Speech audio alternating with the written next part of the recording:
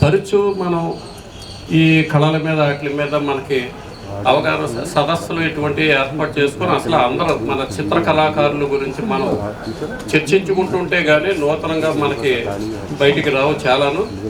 ఇది చిత్రకళలు అన్నది మనం ఏదో అందానికో దేనికో అని అనుకుంటాం. అయితే మన వీరభద్రుడి గారి కూడా చెప్పిన దాంట్లో చైతన్యం, చిత్రకళల్లో కూడా చైతన్యం ఉంది. ఇప్పుడు నేను ఇక్కడ అల్లూరి సీతారామరాజు యువజన సంఘానికి వ్యవస్థాపక అధ్యక్షులైన నేను ఇక్కడ కూర్చోవడానికి అర్హత ఏంటంటే నేను చిత్రకళలో నాకు కొంత అనుభవం. అది కాకుండా రాజాజీ గారికి నాకు ముడిపడిన ఒక అనుబంధం ఉంది. మా నాన్నగారికి రాజాజీ గారికి నాకు ముడిపడిన అనుభవం. అల్లూరి సీతారామరాజు ఎలా ఉంటాడో ఎవరికి తెలియదు. అసలు ఒరిజినల్గా అల్లూరి సీతారామరాజు ఒక నిక్కరు చొక్కా, తెల్ల చొక్కా వేసుకున్నారు. అటువంటిది వీళ్ళు రామారావు రాజాజీ గారు కూర్చొని సీతారామరాజుని వేరే కోణంలో నీకు సృష్టించారు. అక్కడ సృష్టికర్తలు అనమాట సీతారామరాజు చిత్రాన్ని ఇప్పుడు అందరూ వాడుతున్నారు. అది కాకుండా చెడ్డీ చొక్కా వేసి చూపితే ఎవరు అంగీకరించరు. అదే డ్రెస్ ఆయనే, రాజాజీ గారే దాని సృష్టికర్త అనమాట. అటువంటి చైతన్యంతో కూడుకున్న చిత్రాలని కూడా మనకి ఈ ఆర్టిస్టులు వేశారు. వీర్రాజు గారు కూడా నీకు అటువంటి చైతన్యం ఉన్న వ్యక్తి, అద్భుతమైన సాహిత్యం, అద్భుతమైన కళాకారుడు. మా నాన్నగారు దానికి విభాగానికి ఆయన ఒక టైటిల్ వేశారు. చాలా టైటిల్స్ ఆయన మా నాన్న పుస్తకాలకి టైటిల్స్ వేశారు. ఈ కూడా మనం అసలు తీసుకొని ఆ టైటిల్స్ అన్ని మొన్న ఎవరో నాతో చెప్పారు, ఈ టైటిల్స్ అన్ని తీసుకొని మీరు నిక్షిప్తం చేసేయాలని చెప్పారు. అలాగే మనం తెలుసుకోవాల్సిన అవసరం ఉంది. మన అందరూ ఇటువంటి వాటికి సహకరిస్తూ ఆయన సాహిత్యం మీద అలాగే చిత్రాల మీద నీకు చైతన్యం ఉండబట్టే మనకి ఇక్కడ దానికి అవకాశం కల్పించారు. ఇప్పుడు దీనికి మన ప్రిన్సిపాల్ గారు ఉన్నారు ఇక్కడ, వి నాగేశ్వరరావు గారు, దీనికి ఇన్ఛార్జ్ ఆయనే. ఈ పాలిటెక్నికల్ కాలేజీ ప్రిన్సిపాల్ గారు ఆయనే ఇక్కడ ఈ అవకాశం ఇచ్చి అసలు ఇదంతా మనకి దాంట్లో ఏర్పాటు చేసుకోవడానికి ఆయనే ప్రధాన కార్యక్రమం. అంచేత ఆయన్ని కూడా ఒక విషయం కొంత మాట్లాడవలసిందిగా కోరుతాం. అందరికీ నమస్కారం.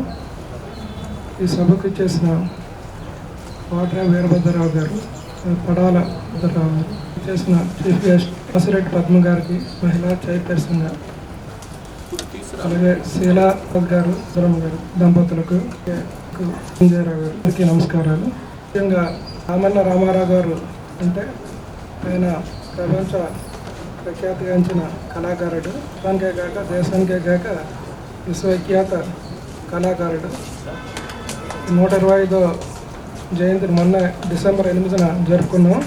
కళాఖండాలు మనం సంరక్షించుకోవాలి. ఈ సందర్భంగా రక్షణలో భాగంగా శీలా వీర్రాజు గారు ఆయన గీసిన చిత్రాలు చూస్తుంటే వివిధ వ్యక్తులు కళాకారుల్ని గొప్పగా వేశారు. అది ఒక చైతన్యం కలిగిస్తుంది. ఈ ఆర్ట్ గ్యాలరీలో ఉంచడం రాజమండ్రి ప్రజలందరికీ చాలా అదృష్టం. వాళ్ళ చిత్రాలని మంచి స్ఫూర్తి పొంది మరిన్ని చిత్రకారులు వారిని ఆశిస్తున్నాం. అలాగే అవకాశం ఇచ్చిన అందరికీ చిత్రకారులు విజయ్ కుమార్ గారు.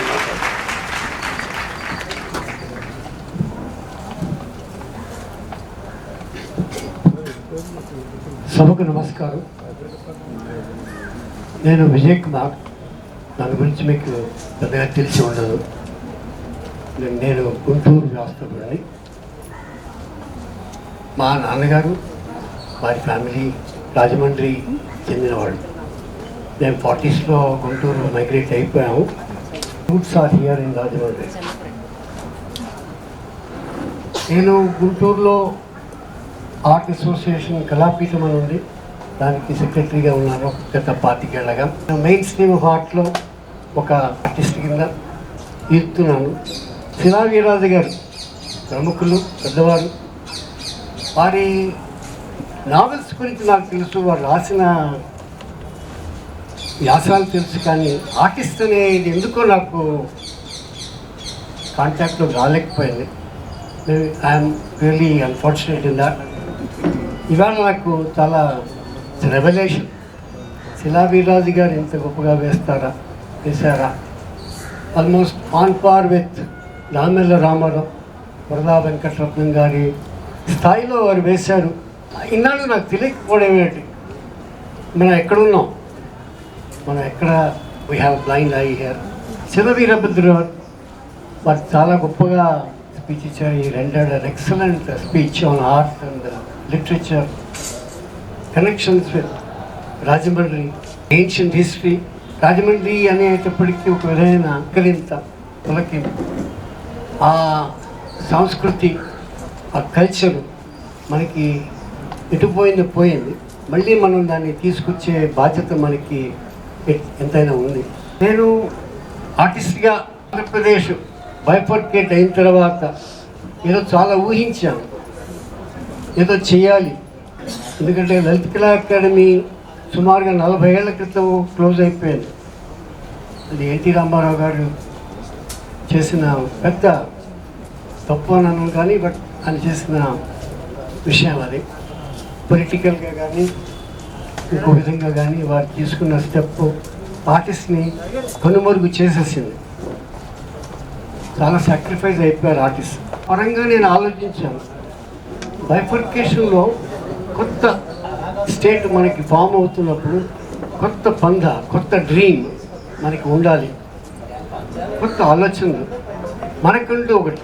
ఈనాడు మనం ఒక హైదరాబాద్ షాడోలో బతికిపోయాం. అది తెలంగాణ అనని కానీ హైదరాబాద్ అని అంటాను. హైదరాబాద్ అదృష్టం ఏంటంటే దానికి ఒక 400 ఏళ్ల కల్చర్ ఒకటి ఉంది. అది మనదవని, ఆంధ్రాదవని, తెలుగుదవని, దక్కన్ దవని అండి. కానీ దానికి ఒక కల్చరు ఉండడం, హైదరాబాద్ని అందరూ ఒక ప్లాట్ఫామ్గా క్రియేట్ చేసుకుని దాంట్లో ఇటు నుంచి వెళ్ళి మైగ్రేట్ అయిపోయి అక్కడ సెటిల్ అయిపోయి ఆంధ్రులు చాలామంది హైదరాబాద్ని ఉన్నత స్థాయిలో తీసుకుపోయారు. అక్కడ స్కూల్ ఆఫ్ ఆర్ట్స్, యూనివర్సిటీస్, తర్వాత galleries, more than anything else galleries ఎక్కువగా ఉండడం, దానివల్ల ఆర్టిస్ట్కి సపోర్ట్ చాలా దొరికింది. తెలుగుతనం, మన తెలుగు ఆర్ట్ లేకపోతే ఆంధ్ర ఆర్ట్ ఏమిటి అని అనుకుంటే దామెల్ల రామారావు గారి స్టైలు అంటాం. దామెల్ల రామారావు గారి స్టైల్ ఎక్కడికి వెళ్తోంది, ఎక్కడ ఎందుకు ముందుకు తీసుకెళ్ళామా లేదా అనే పాయింట్ కనుక ఆలోచిస్తే, రామారావు గారి తర్వాత ఆ స్టైల్లో వచ్చేసిన వాళ్ళు మొదటి రాజాజీ గారు కొంత ముందుకు తీసుకెళ్లారు. తర్వాత డిఫరెంట్ ఆర్టిస్ట్ డిఫరెంట్ స్టైల్స్లో వెళ్ళిపోతారు. ఎందుకంటే కాంటెంపరీ ఫీల్డ్లో ఆర్ట్ అనేది అది సొసైటీకి సంబంధించి కాదు, ఇది ఓన్లీ ఎక్స్ప్రెషన్. ఆర్ట్ అనేది ఎక్స్ప్రెషన్. అది ఇండివిజువల్ స్టైల్లో, ఇండివిజువల్ మెథడ్స్లో, టెక్నిక్స్లో వరబడి అవుతుంది. కాబట్టి అది ఆటోమేటిక్గా ఇండివిజువల్నే మనం హైలైట్ చేస్తామని ఒక స్కూల్ని మనం రిప్రజెంట్ చెయ్యం. ఇజమ్స్ వచ్చాయి లాంగ్ బ్యాక్, ఆ ఇజమ్స్ అన్నీ సబ్సైడ్ అయిపోయి ఇవాళ ఏ ఇజమ్కి మనం చెందిన వాళ్ళం కాదు. అది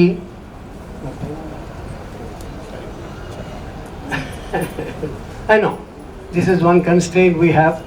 చాలా మాట్లాడుకుందామని అనుకుంటాము కానీ మనకి టైం ఎప్పుడూ ఉండదు అన్ఫార్చునేట్లీ. నేను కూడా ఒక ఆర్టిస్ట్ని, నన్ను కూడా ప్రకాష్ కొన్ని వర్క్స్ ఇవ్వమని అడిగాడు, తీసుకొచ్చాను. ఆ వర్క్స్ ఇవాళ అందరి సమక్షంలో నేను ఈ మాదేటి ఫౌండేషన్కి ఇస్తున్నాను, రవిప్రకాష్కి హ్యాండ్ ఓవర్ చేస్తున్నాను. ఒక 9 వర్క్స్ తెచ్చాను. నేను కూడా నేషనల్ లెవెల్లో ఒక ఆర్టిస్ట్ని, ఆ వర్క్స్ నేను హ్యాండ్ ఓవర్ చేస్తాను. Thanks to Ravi Prakash as well as Nagesh, వాళ్ళిద్దరి ప్రోద్బలం మీద నేను నా పెయింటింగ్స్ ఇవ్వడం అవుతుంది.